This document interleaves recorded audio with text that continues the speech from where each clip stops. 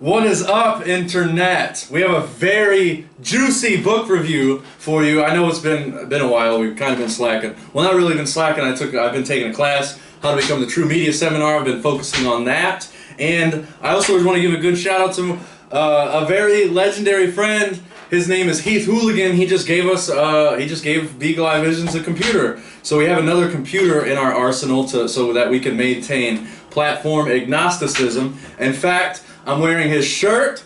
This is his brand, Heath Hooligan. I'll put the website in the description of this video. This shirt is so soft. It's silky. Their merch is very high quality.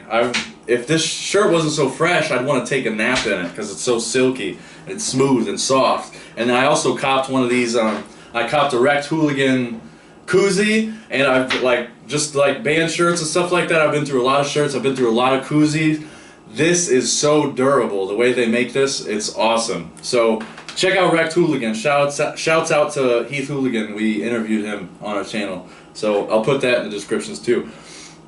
So before I get into the actual book, which is Silverfin by Charlie Higson.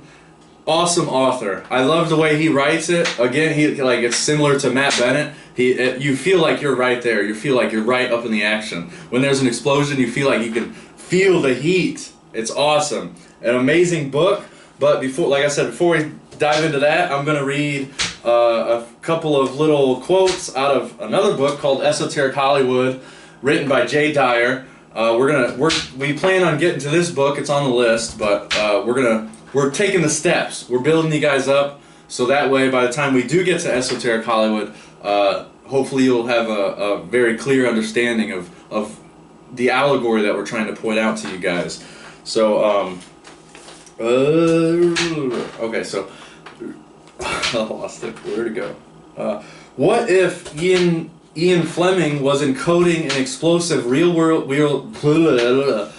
world conspiracy involving Howard Hughes, JFK, Aristotle Onassis, and a legendary kidnapping? Not only is there evidence to suggest this, the film version of his 1954 novel Diamonds Are Forever subtly suggests more. We know Fleming was a high-level Royal Navy psychological warfare specialist and involved in numerous covert operations, but many are not aware of Fleming's novels and the film versions, in their own respective ways, elucidate these real-world clandestine activities, touching on everything from black market smuggling networks to actual espionage and assassinations. Fleming's inspiration for the novel stemmed from meetings and discussions with former MI5 chief Sir Percy Stiltoe, then working for the De Beers Diamond Empire.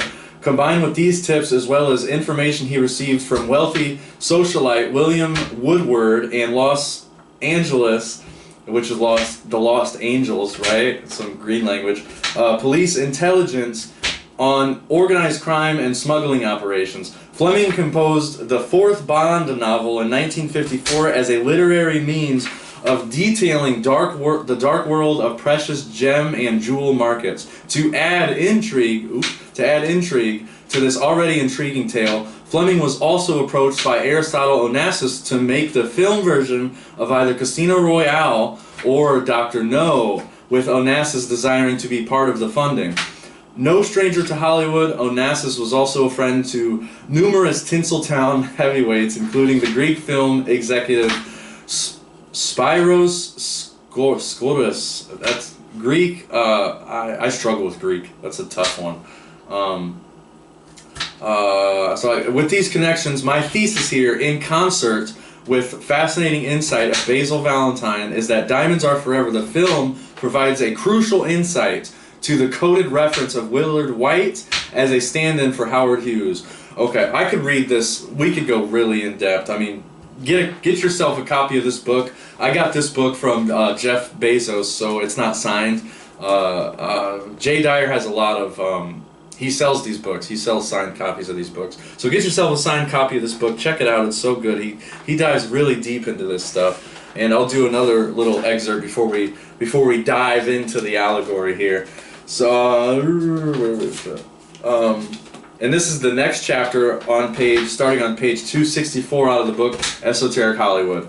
A notable example of the breakaway civilization in cinema is the 1979 adaptation of Ian Fleming's Moonraker. The film differs significantly from Fleming's novels, but the differences and parallels are important to highlight. The novel focuses on a kind of Operation Paperclip scenario, wherein Sir Hugo Drax is secretly building a V-2 rocket in tandem with the Nazis to destroy England and rebuild the Reich. Rebuild the Reich. For many, the film adaptation, a few decades later, represented an exceedingly outlandish interpolation of a pulp spy novel that failed to achieve much more than mimicking the box office success of science fiction blockbusters it attempted to copy. Cinematic innovations like 2001 and Star Wars. Yeah. On the contrary, more is at work here than just inserting 007 in a Star Wars laser battle setting. The most obvious factor to recall is that 1979 is roughly the birth of the Strategic Defense Initiative, born at Bohemian Grove. Wow, surprise there. Where plans would be posited for a DARPA-style space-based weapon systems in the vein of Skynet from the Terminator. Thus concurrent with the Deep State project initiated under the auspices of the Cold War showdown with the Soviets. Tesla-esque satellite decapitation and directed energy weapons scenario would become the Skynet/smart grid internet as we see today. We should also be made of Diamonds Are Forever, where earlier we analyzed the private aerospace program of Howard Hughes. Diamonds Are Forever contains the famous scene of a faked moon landing utilizing actors and a soundstage in a desert facility owned by Hughes. Stand-in Willard White. That was a hilarious scene. If you guys, some of the old school cats who are or big fans of James Bond, if you remember that in Diamonds Are Forever, James Bond stumbles across a soundstage depicting the film concerning Diamonds Are Forever. Just like Moonraker, we have the revelation that the real space program is a private one and not the public government front institution known as NASA. So there's a lot to unpack there, and that basically lays out the foundation of today's allegory. And yeah, I don't even know where to begin with that. So NASA is a front. There was, he said NASA is a front for space weapons and stuff like that. I lost my train of thought. So I guess I'll just dive into the book now. So check out Esoteric Hollywood. Thank you, Jay Dyer, for showing us the allegory. Also check out Rob Ager's work and get into Mark Devlin's work too. Another book. Mark Devlin has a book called Musical Truth, and those are on the list too. We're gonna get to those. But anyways, so Silverfin by Charlie Higson. I love this book. Like I said, it's so good. Before the novel begins, the author, Charlie Higson, gives thanks to his family and Ian Fleming Publications, which I thought was super awesome because we love family here at Beagle Eye Visions. I don't know if you noticed that or not, but family is very important. So he gives, before the book even starts, he gives a shout out to those guys. And he actually received a blessing from the Fleming family because he did so good depicting Bond's youth and where he came from. Really, he did an awesome job. The book starts off with an adventurous young lad sneaking his way on a fenced-off property at a local Scottish castle known as the Silverfin Lock. He's trying to get dinner secured for his mom since he's recently became the man of the house. The sun is going down quickly and he's not getting any bites. The boy switches to worms and he catches a big one. He struggles trying to catch this big fish. He soon realizes that he caught something that he can't cook, which is an eel. And in his frustration and the chaos of the squirming eel, he gets the hook through his thumb. So after taking care of the eel, he hooks, and after taking care of the eel and the hook, he feels a heavy push. Through the light of the moon, he looks down and sees hundreds of eels surrounding him because he's wading. He's got like water boots on. He's wading in the water, trying to get these in shallow water. So he sees all these eels surrounding him and around his legs, and they pull him to the bottom. He jumps to the surface, screaming for help, and he sees a guard running towards him to come save him. The man's face has fish-like appearances, and that's the last thing he sees before he blacks out. And so, just reminiscent of the movies. Stop it! Very reminiscent of the movies. The author gives us an awesome intro. You know, like if you're a huge fan of the Bond movies, you know, there's always like a very intriguing intro to all the movies that gets you excited about what's going on. And also in the intro, it basically shows you the allegory of the entire Bond movie within the intro. If you just, you know, pay attention to the clues and the symbols. It's awesome. I love the foreshadowing. It's really cool. So part one, we get into part one of the book. It's called Eton.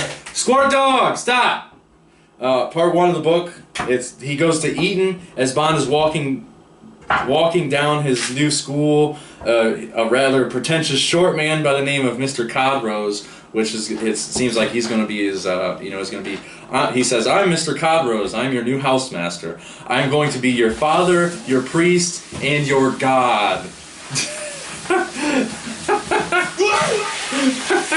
And that's a direct quote from page 18. This is what, you know, first meeting James Bond, this is one of the first characters he comes across. James also meets his new roommate that he lives with. His name is Prit Pal Nandra, and we learn that James was homeschooled by his aunt before coming to Eton, which I thought was pretty cool, because homeschooling is so important.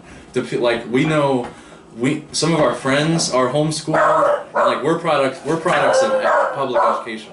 Shut up! Stop it! We're products of public education. So like when we come across our homeschool friends, and it's night and day difference. I mean, they are so intelligent. People that are homeschooled are so awesome. So I thought that was great that he was homeschooled. And before class, James accidentally bumps into a group of jocks. You know, the typical cliche.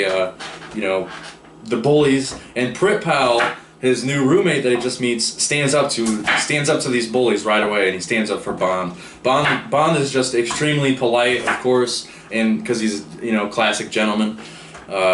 If Bond would be a Kingsman, you know, if you ever seen that movie, The Kingsman. He's extremely polite. He's just trying to avoid a fight on day one, of course. And then, fun fact: Eton is a real location in Berkshire, England. Founded by King Henry VI in 1440. I thought that was pretty cool. So I love when books they use like real life locations. Like that's why I love when video games use real life locations. That's why Fallout 4 is such an awesome game. It's one of my favorites. Fallout 4 is amazing. So going from there, we're getting into chapter 2. Chapter 2 is called Hellebore. In class, since he was homeschooled, he finds a lot of the subjects boring because he's already like being homeschooled. He's already like surpassed the elementary school level that what they're teaching. So he's like filling his thumbs in class and stuff like that. Bond is literate. He's also literate in Latin due to his aunt having a Swiss mother. He spent half of his childhood in Sweden, making him proficient in French. To keep his chops speaking German, he had to conversate with a fellow student, since there are no German classes at this Eton school, which I thought that was pretty cool. So, you know, you watch the James Bond movies, he's proficient in like so many different languages, and this is like a really cool little Easter egg that we find out part of why James Bond is so proficient in all these languages, and it's very realistic. Like it's believable. Yeah, he was homeschooled because he lost his parents, and that's why he ends up becoming a part of the Secret Service. And it's just so awesome how he ties all this stuff together. He's a great author. You can tell he does his research before he wrote any of these books. You can really tell like he cares about the James Bond franchise, which makes me so happy. James starts catching on with the routine of the school, but he's still aggravated with all the rules and traditions, you know, coming from homeschool. I'm sure it's very lax. You know, his aunt was his teacher, so he's not used to all these, like, very rigid, like, oh, wake up and, like, go to school, go to work, and put on this uniform and be up at this time, 8 in the morning every day, blah, blah. He's not used to that. He has a hard time adjusting. While going on an errand, James gets an errand from one of the teachers because he's training to be on the cross. He's going to be on the cross country, so he's training. He gets an errand. James runs into a monstrous American in a tweed suit, and we find out this guy. His name is Lord Randolph Hellebore, and he actually worked with James Bond's father, Andrew Bond, selling. Hey. Oh, sorry.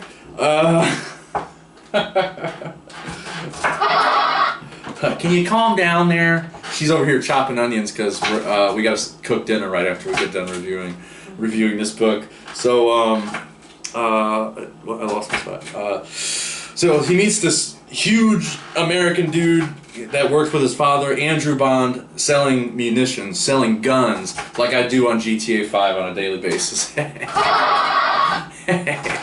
I'll be selling guns. GTA 5 this week, Bunker selling weapons is double EXP, or triple EXP, I think. So I'm going to be selling weapons after dinner today. So this big American guy is very intimidating. There's also an awkward moment where Hellebore boxes with James because, you know, he's got this classic American ego. He's very egotistical. He's like, come on, Bond, let me see what you got. Put your dukes up. So James, he's like, okay, I'll put my dukes up. And he accidentally punches the American in the face. That's actually kind of hilarious. Because the American, he gets like, oh, you can see this fire in his eyes. Like I said, the author writes it so good. He doesn't, you know, he could just say, oh, he had steam coming out of his ears. But he writes it, he's like, you could see the fire in his eyes that he wanted to kill James Bond after this. But then he plays it off because this is his first time meeting this young lad. So we're getting into Chapter 3. Chapter 3 begins with Bond in a physical education class, and we are also introduced to a new character named Mr. Marriott. This character is awesome. He's really cool.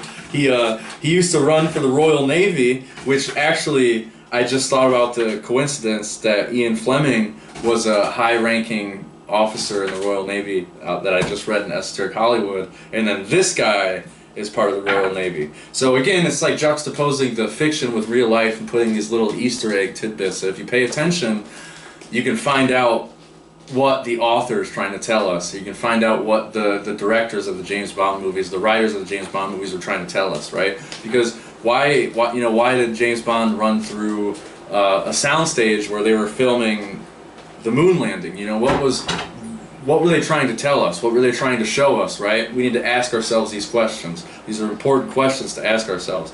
And not to mention that Stanley Kubrick also did light work. He did lighting work on one of the James Bond films. So then you think about that, mixed with the fake moon landing, and that's how Stanley Kubrick was able to film 2001, because he worked with NASA on the Bond films, and then he was able to get like the top of the line cameras that he used on 2001. So it's very interesting. You got to pay attention. So where was I? So we come to Mr. Marriott. He's a runner he used to be a runner, I want to say a gun runner, but in my notes I have runner. He's a runner for the Royal Navy, and he also represented Great Britain in the Olympics in 1924. He's a wiry man that always has a pipe in his mouth, which, you know, he's like this disgruntled, grouchy old curmudgeon with the pipe in his mouth. He's hilarious. Every scene he's in just cracks me up. He reminds me of Uncle Charlie. Shout out to Uncle Charlie.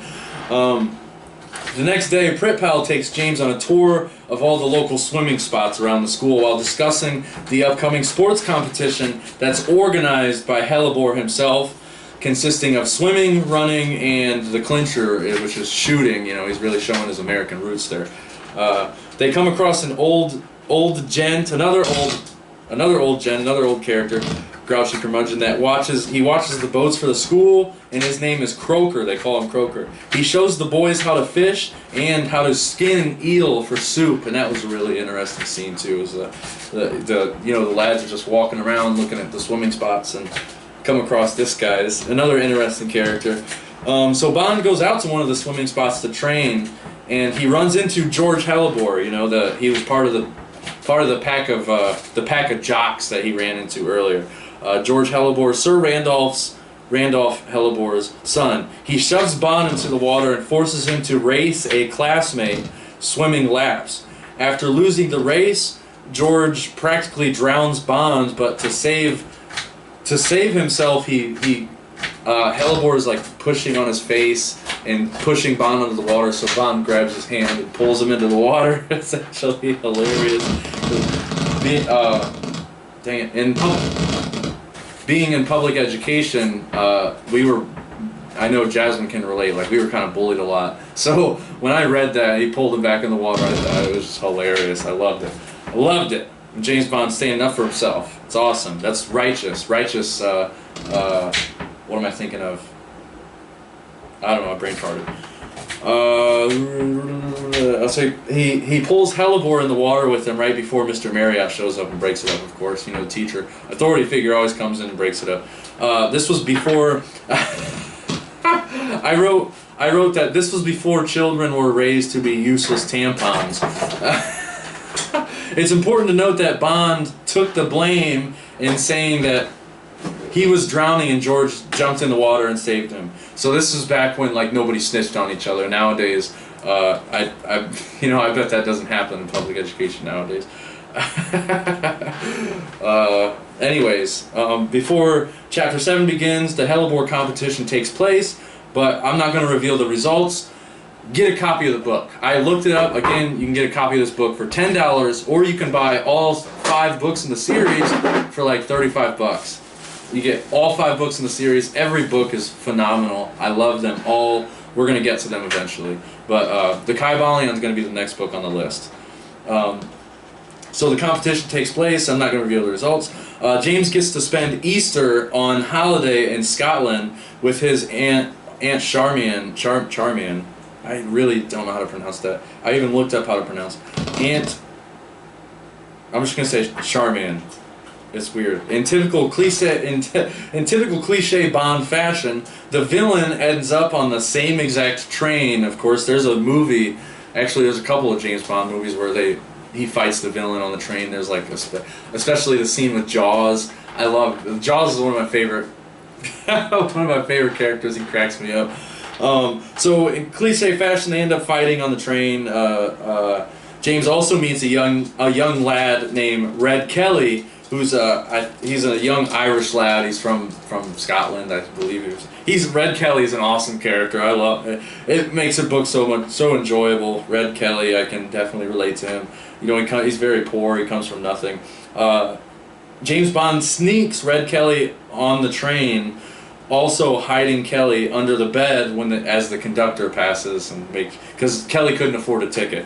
So, and Bond's he's going, yeah, my parents died and worked for the government. I got all this Bond money. Like when Harry Potter goes to goes to school, he's got all this money. As they're about to go to bed, George Hellebore runs into Bond and gives him the old 1-2. Oh, that's the wrong one. Gives him the old 1-2, and it turns out that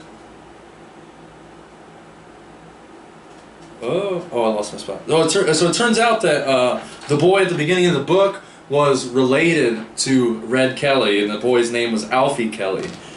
So they decide that they're going to go find him and go find out, see what happens, see what happened to him, see what happened to Alfie Kelly, what happened to that poor young lad. So they get into a fight.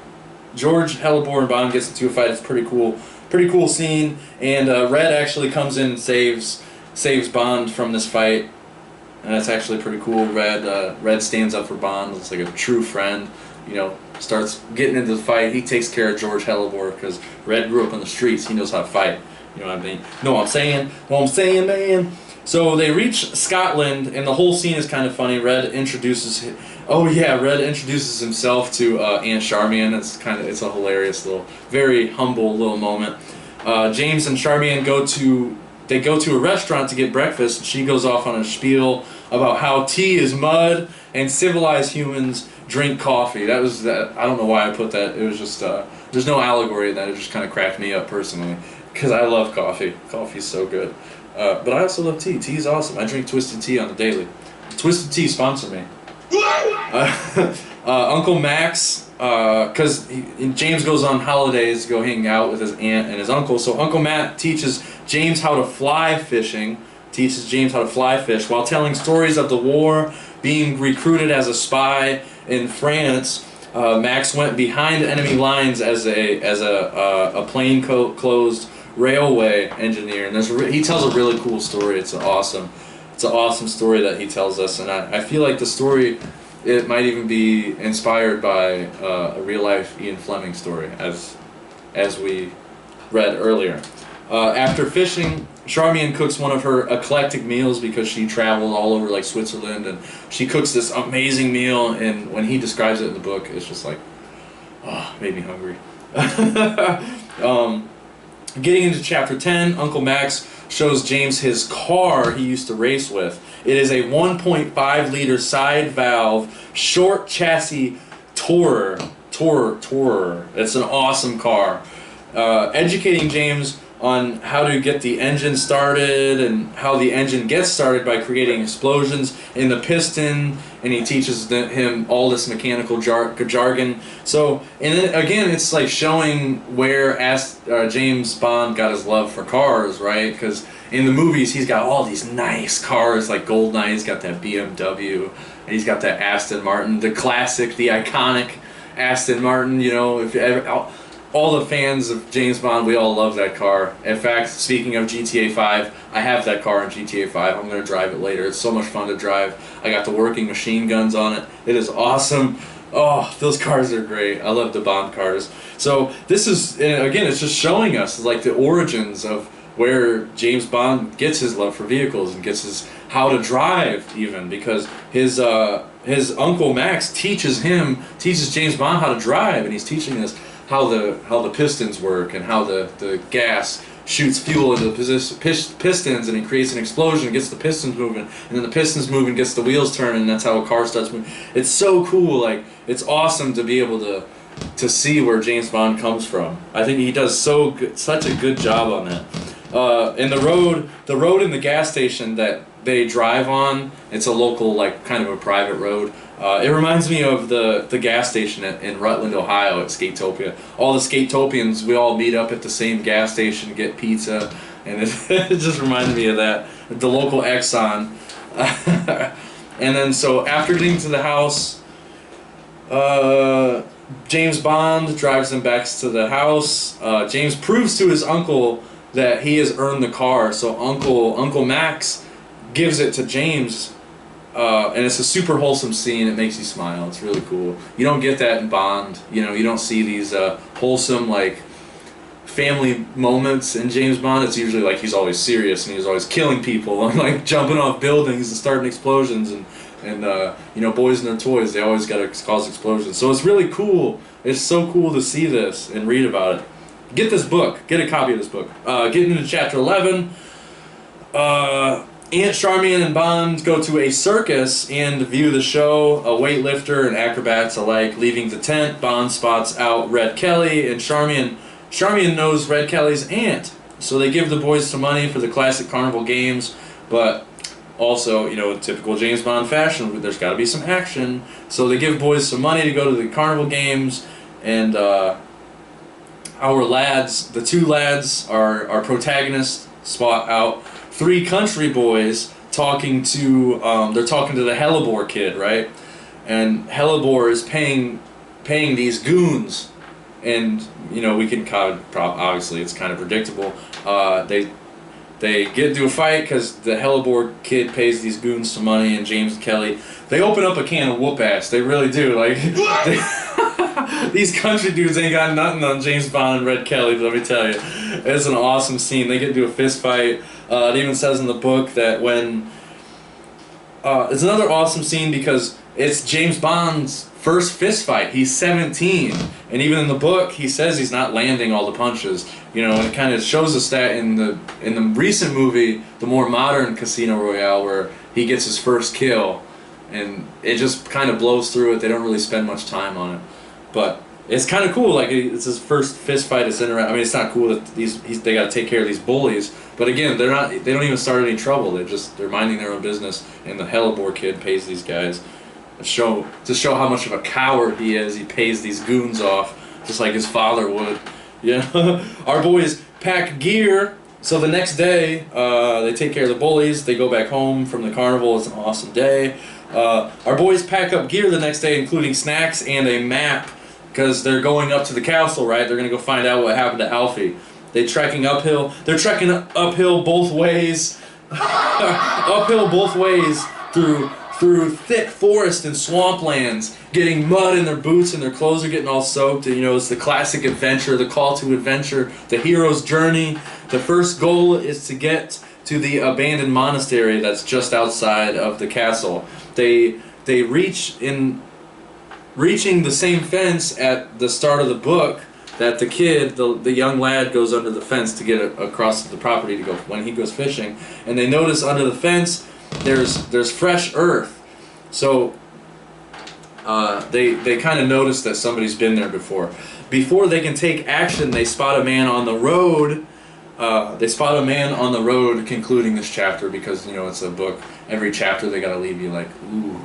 They want you to read the next chapter so they intrigue you, like how TV does. You know, TV always leaves the cliffhangers. So chapter 13, Meatpacker.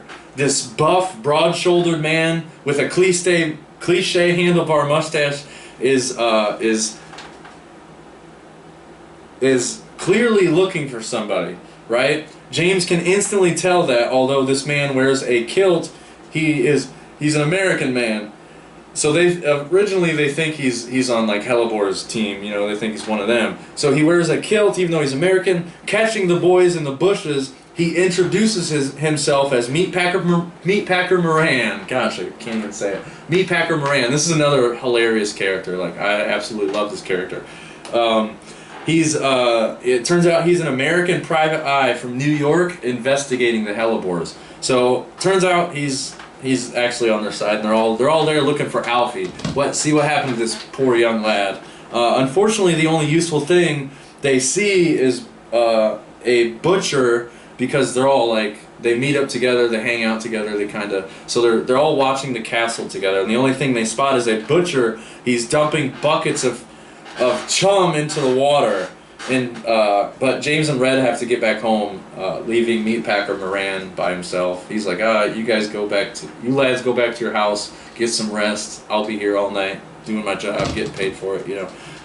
So getting into chapter 14, this chapter starts with a scene of Randolph Hellebore encouraging his son to shoot a deer after stalking it all day. And in my opinion, the author shows us this to show how egotistical the Hellebores really are, right? Also to show how dangerous the ego run amok can be. I always tell this to people, you know, keep your ego in check. It's a tool, just like guns. You know, if you got to keep them in check. You got to keep them in check. It's also to show how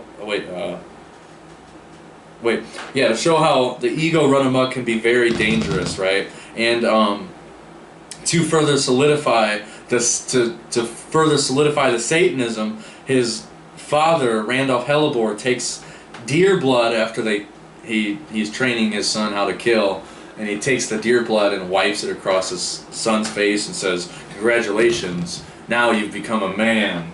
But I know a lot of Americans who look at this scene and be like, "Oh yeah, it's just it's a rite of passage, right? It's just showing true Satanism colors. It's a rite of passage." But it is Satanism, and I'm not here to teach you why it is Satanism. Again, well, that's on the book. The Satanic Bible is a book that's on the list. We just don't have a copy of it. We're definitely going to do a book review of that to get into Satanism.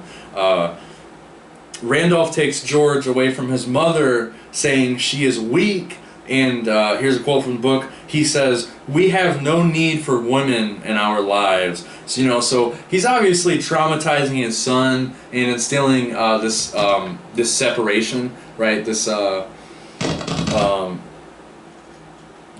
idea of separation, like separation of sex, and like, oh, they're weak. You got to be strong and ego and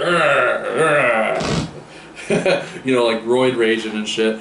Obviously traumatizing his son gives us a glimpse of how the villain is created. Not that his son is the villain, but it's, giving, because again, we don't see this in the James Bond movies. It might be in the book. I need to get some more copies of the books. I had a few copies of them, but they got stolen, of course. But yeah, you get a glimpse of how the villain becomes the villain, or why the villain, like you could really tell that this guy is an evil POS. You know what I mean?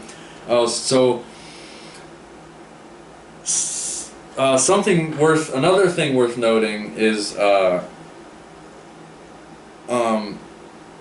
Randolph somehow gained full custody through lawyers, right? Because he's got all this money. So Randolph gained full custody of his son through these lawyers, and Randolph's head scientist, Perseus Friend, has quite a background. His father worked for the German army developing poison gas for use in trenches, inspiring this Perseus character to weaponize germs and diseases to fight the enemy, right?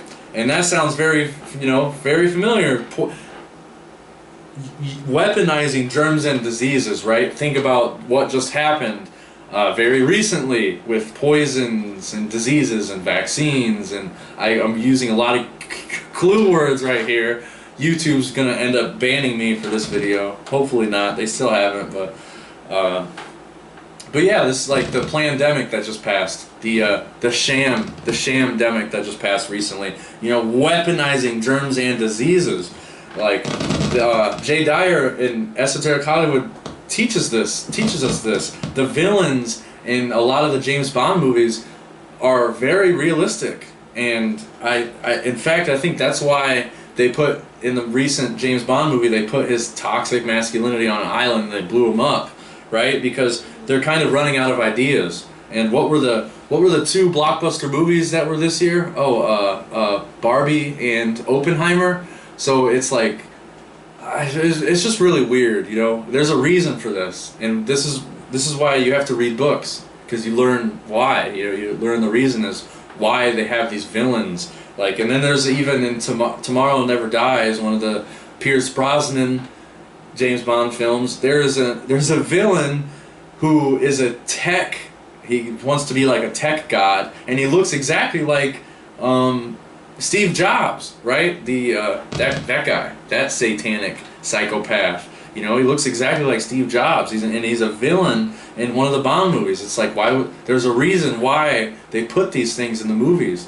They're putting it right in front of our faces, and there's a reason for that. I talk about that on Crazy Life Stories, the podcast that I do every Sunday night with Matt Bennett, the very legendary Matt Bennett. There's a reason why we have to pay attention. So yeah, Perseus Friend. Oh, and also the scientist that he hires, Randolph Hellebore hires, it's very, like I said earlier, it's very reminiscent of Operation Paperclip, where NASA hired, after World War II, NASA hired all these German scientists.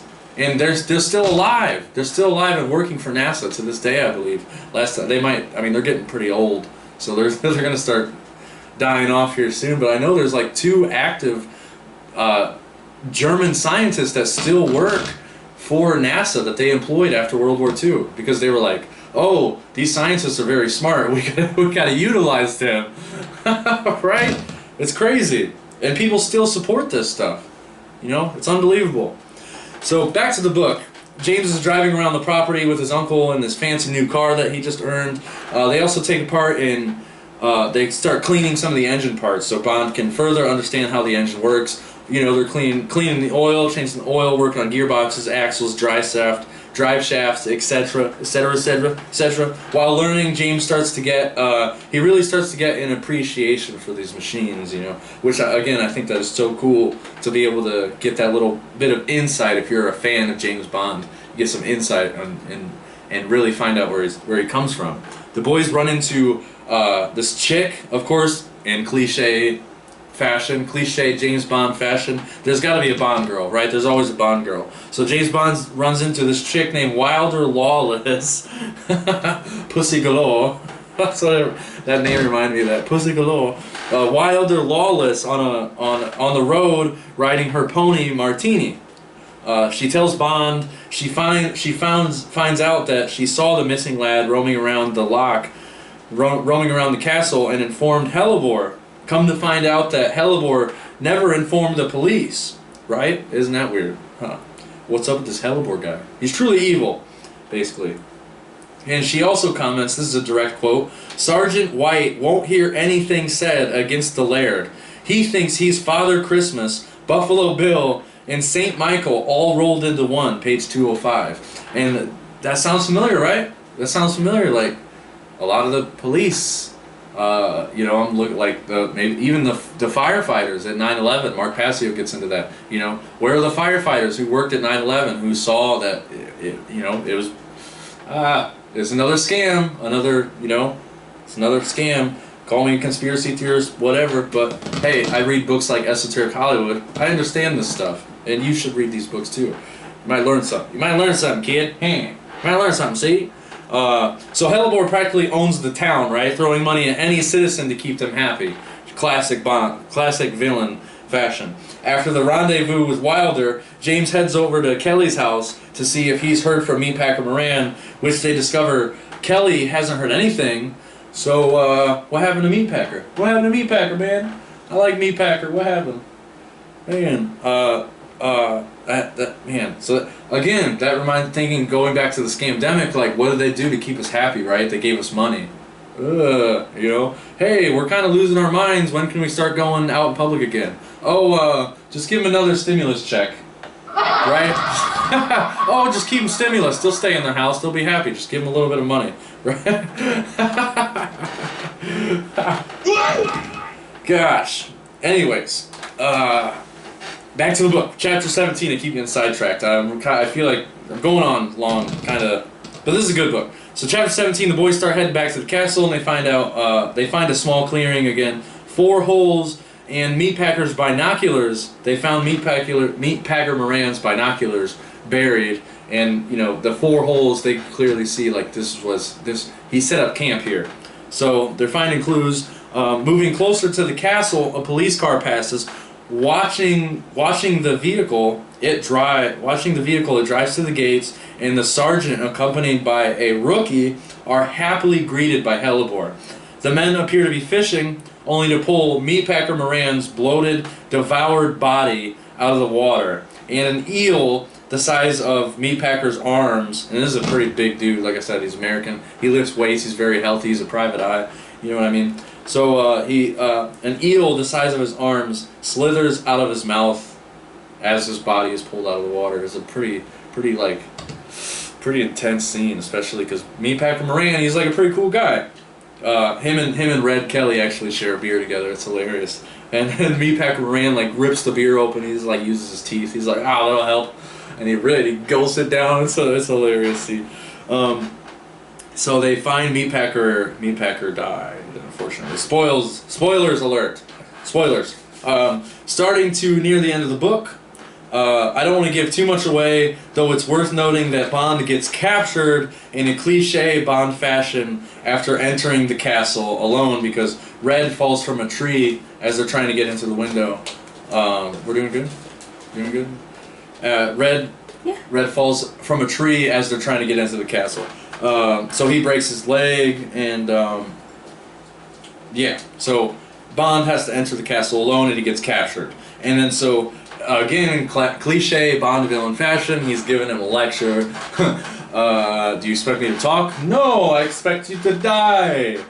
But so one of the quotes here is, "It's not my fault men are the way they are," says, that's what Lord Hellebore said, and he's just giving us this insight into his mind. As long as one man wants to bash another man's brains out, I'll be standing, ready to sell him a club. That's another direct quote from the Hellebore. Freaking static, man. I don't know. Can somebody type in the comments why we keep getting static? Is it the setup? Is it the cord? What are we doing wrong? So anyways, while Bond is captured, Hellebore goes on a boring tirade about eugenics and diseugenics and about how to control genes, and like a smartass, Bond interrupts him by saying, "I had hoped to have left the school lessons behind for the holidays." It's kind of cliche Bond fashion. It's a hilarious scene. It cracks me up. And Hellebore also reveals a hideous creature that looks like Sloth from the Goonies, which is another allegory. We're focusing more on the books. We're not getting into the movies. We will get into the movies, but I don't know. I don't want to be like other YouTube channels. You know, it's easy to do videos of video games and movies and get money and you get collections. You know, like the super chats. Send super chats. Send in the super chats. Give me the super chats. You know, it's easy to do this stuff, but we need to talk about these topics because it just goes to show where people's minds are at. You know, this is why we're doing these books. We're taking you guys through the steps to understand the allegory. We don't, you know, it's easy to do video games. Anybody can do video games. And speaking of, to show where people's minds are at, the video on our YouTube channel that has the most views, it has 1.5 thousand views on it. It's a video of a video game, GTA San Andreas. So it's so weird. So we need to talk about these things. We need to talk about these topics. We need to talk about allegories. We need to talk about villains, where they come from, why are they villains, why are these evil. We need to talk about this stuff. It's the elephant in the room, as Mark Passio says. So trying to create a super soldier using his brother, but the experiment went wrong, and his brother turns into Sloth from the Goonies, and he's like barely a human being. He's like, he's really creepy. Trying to create a super soldier. Again, reminding me of MK Ultra, an illegal human experiment program created by our very own CIA. And the purpose of this CIA program was to identify drugs that could be used to weaken people, to drugs that use forced confessions, mind control, and information gathering and psychological torture. This is, again, we need to talk about these topics. This is our own government. Our own government did these illegal human experiments, just like the Bond villains, right? This is the allegory. This is why we have to talk about these things. So, psychological torture, use these drugs. So Hellebore, I'll give one more quote from the character to close out. Hellebore says, why they could even turn speaking of Hellebore's drugs, right? Because he's trying to develop super soldier in this book. He says, speaking of his drugs, Hellebore says, why they could even turn a woman into a man. Wow. What is going on in our society today? What are they trying to do to our children? They're trying to turn them and change their gender. Oh, you want to be a cat? Oh yeah, that's okay. You just get a surgery. Add a tail to your butt because you want to be a cat and you're like you have the right to want to be a cat. It's just like what? This is why we have to talk about this stuff.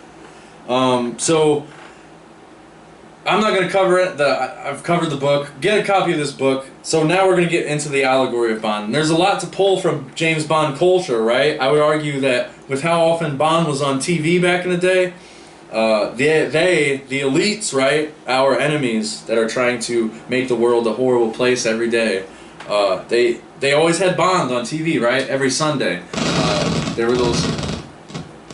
Every Sunday there was those James Bond marathons, right? I'm sure you guys remember. Or every Father's Day, from noon to midnight on a Father's Day on cable television, they'd have Bond movies playing all day, right? They're trying to normalize the military. They're trying to normalize this stuff, right? And then again, going to today, go to high school, military recruiters, high schools, all the time. You know, and they use the allegory. They wear the stormtrooper costumes, give people free shirts, right? They're trying to normalize the military-industrial complex, trying to normalize killing people, Every kid that I grew up with who watched James Bond and knew what we all wanted to be spies, right? When we were growing up. Every kid that lived on my block, 32nd Street, wanted to be spies. And getting into Stanley Kubrick, this is what Full Metal Jacket shows us. Full Metal Jacket is not a movie that promotes the military. It is a movie that is ridiculing the military, you know? Like that, the Joker says, I wanted to be the first kid on my block to get a confirmed kill. That's what Satanism is. That's Satanism. And they're trying to normalize it. And there's also, in the James Bond films, the mysterious organization known as Spectre, right? Spectre was, even in the newest James Bond, No Time to Die. Even though he died, right? It was kind of an ironic name for that. Because back in the day, when James Bond was popular, the Sean Connery days, it was like never say die is one of the, you know, and he never died. James Bond never died, but now they put his toxic masculinity on an island, and then they blew him up, right? Because he had nanobots in his blood. So ridiculous. So what is Spectre, right? What is the organization of Spectre? What does it represent? And the logo for the Spectre Corporation is it's an octopus. It's a black reptilian octopus. What are they showing in this? Even NASA. NASA has a patch that has an octopus on it. Jay Dyer was showing that in one of his videos. What are they showing us? What does Spectre represent? The government, BlackRock, Time Warner, Comcast, you know, Disney. You know, I got into Disney again. I got into Disney in the Crazy Life Stories podcast. I went off on Disney, and people are taking their kids to go see this Barbie movie. Not that I know that's not Disney, but it's like, you know, there's a reason. There's a reason for this. You got to spend time. Use the spiritual currency.